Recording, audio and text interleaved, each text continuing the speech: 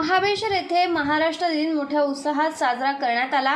नगरपालिका महाबळेश्वर येथे व सुभाषचंद्र बोस चौक येथे महाराष्ट्र दिनानिमित्त पालिकेचे मुख्याधिकारी तथा प्रशासक योगेश पाटील यांच्या हस्ते ध्वजारोहण करण्यात आले।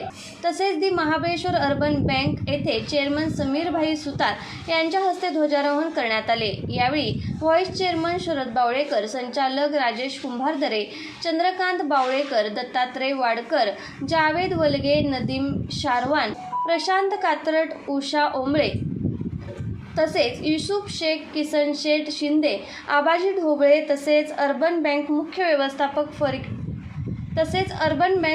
व्यवस्थापक फकीर वलगे व इतर मान्यवर उपस्थित होते।